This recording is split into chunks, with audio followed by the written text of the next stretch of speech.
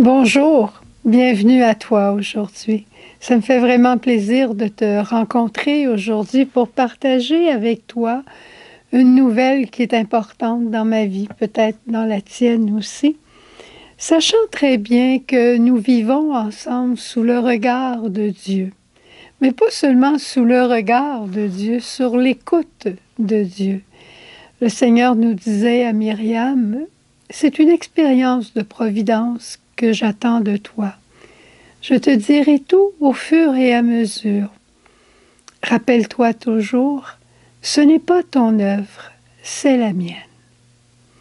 Eh bien, au début du carême, j'avais demandé au Seigneur une grâce de détachement.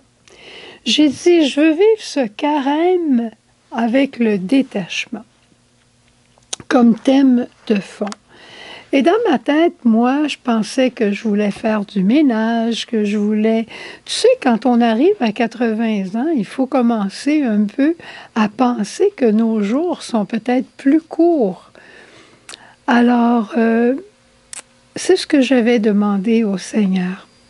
Mais le Seigneur m'a entendu et il m'a pris au mot. Tu sais, quand il a rencontré Abraham, et qu'il a demandé à Abraham de lui sacrifier Isaac.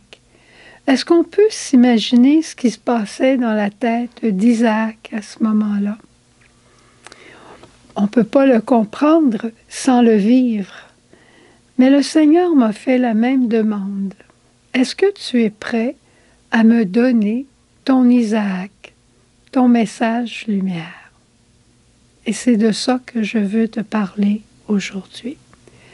Ce n'est pas ce qu'il y a de plus facile, mais je dois te dire que le Seigneur me l'a demandé et je crois que c'est Jésus qui a répondu lui-même en moi, en disant « Père, si c'est ton heure, me voici, le message lumière, il vient de toi, il est à toi, et moi, je suis à toi. »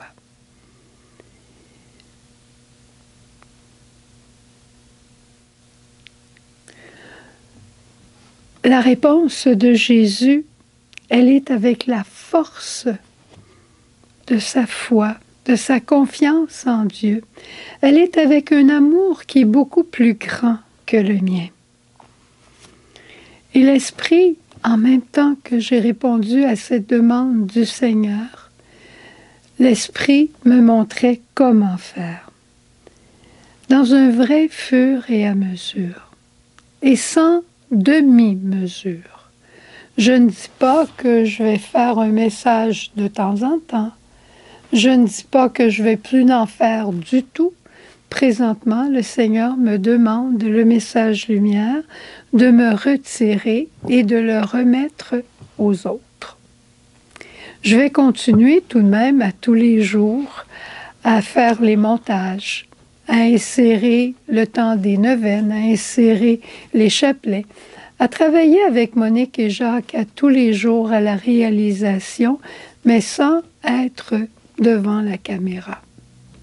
Je te dis pas qu'un jour je ne reviendrai pas parce que je t'avais promis de faire un travail sur la mission de suppléance et j'ai recommencé ce travail et quand il sera terminé, sois certaine, sois certain que je le mettrai en ligne pour toi et ce sera dans les prochains mois.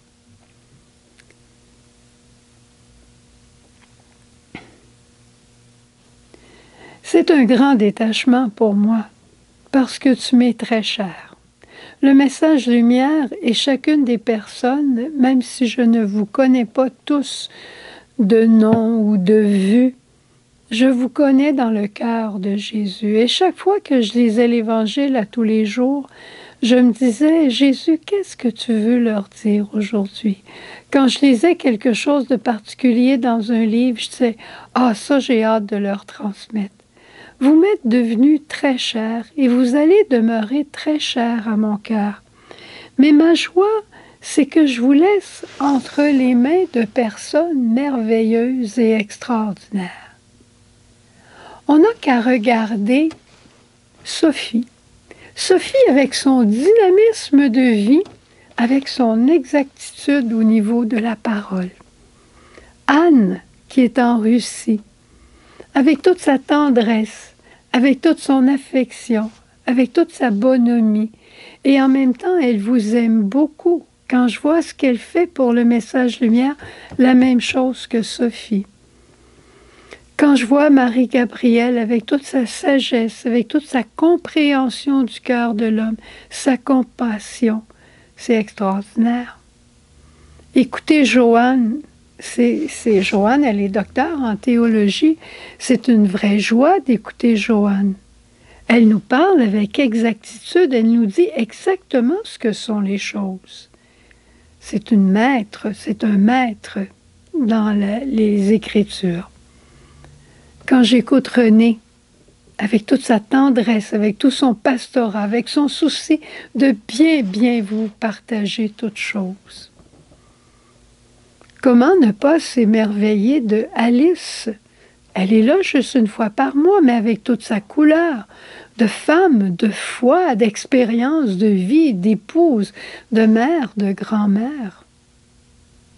Que dire de Richard, qui devient de plus en plus un prophète? Ce qui est merveilleux, quand j'ai demandé à Richard, est-ce que tu pourrais faire un message par semaine?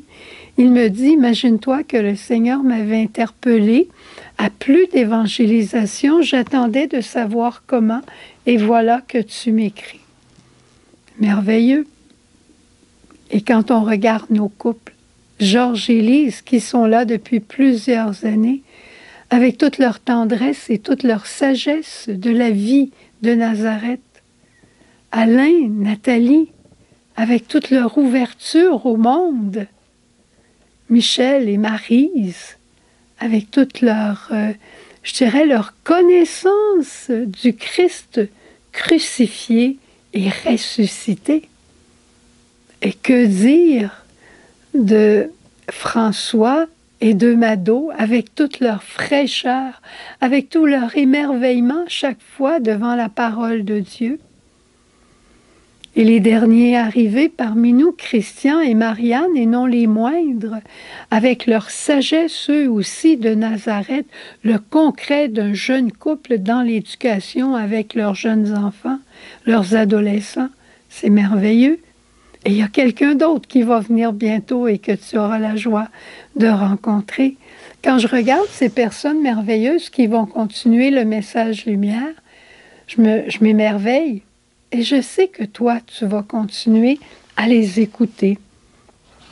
Et une chose que je veux te dire, c'est que je ne suis pas malade et il n'y a rien d'autre du genre que Dieu qui m'a demandé le sacrifice. Dieu qui m'a demandé en me disant, Suzanne, tu m'as consacré ta vie, tu n'as pas consacré ta vie au message lumière, mais bien à moi, est-ce que tu me le donnerais? Dieu a le droit de me demander ça. Dieu peut me demander ça. Il est mon époux et à mon époux, je veux tout donner. Même si ça fait mal, je veux tout lui donner. Il m'a donné sa vie. Il t'a donné sa vie. J'aime beaucoup mieux lui donner que de me le laisser prendre.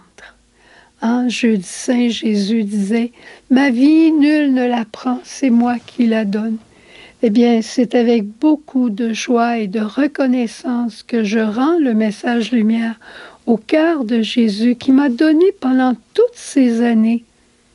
J'ai commencé en 90 au téléphone. On a commencé en 2000, le message lumière par écrit, tu pourrais toujours le voir à tous les jours. Et ensuite, il y a eu le vidéo qui a commencé au moment de la pandémie. Mais ça fait des années, ça fait depuis 90. Donc, ça fait 35 ans que le message lumière habite ma prière et mon cœur à tous les jours. Alors, c'est avec beaucoup de joie que je remercie Seigneur de m'avoir permis de le vivre, que je te remercie d'avoir été là et que nous allons continuer ensemble sous une forme nouvelle. Mais Jésus disait, il faut que je parte pour vous envoyer l'Esprit. Il faut que je parte aussi, parce que c'est le plan de Dieu. Alors, Tournons-nous vers la Vierge Marie aujourd'hui et prenons sa main. Un certain jour, à plusieurs reprises, le Seigneur demandait à Marie, « Est-ce que tu m'aimes plus que tout? » Et chaque fois, Marie a répondu, « Je suis la servante du Seigneur, qu'il me soit fait selon ta parole. » C'est le chemin que je veux prendre. Tu sais, tout à l'heure, j'étais à l'adoration avant de faire ce message et je me suis rappelé d'un vieux chant en espagnol que j'ai reçu quand j'étais là-bas en Uruguay, qui disait « Seguir el camino de María es tomar el camino de Dios. Es la senda de los humildes que nos conduce al cielo. » Suivre le chemin de Marie, c'est prendre l'autoroute vers le bon Dieu. C'est un tout petit sentier pour les humbles, mais qui les conduit directement au ciel. C'est le plus grand désir de mon cœur avec toi, que nous prenions la main de Marie pour dire à Dieu en tout temps, « Je suis ta servante, tu me demandes une expérience de providence, au fur et à mesure, je te dis oui, et ce n'est pas mon œuvre, c'est la tienne. » Au revoir, et on se retrouve à tous les jours dans le cœur de Jésus. Sache que je te garde profondément dans ma prière. Au revoir.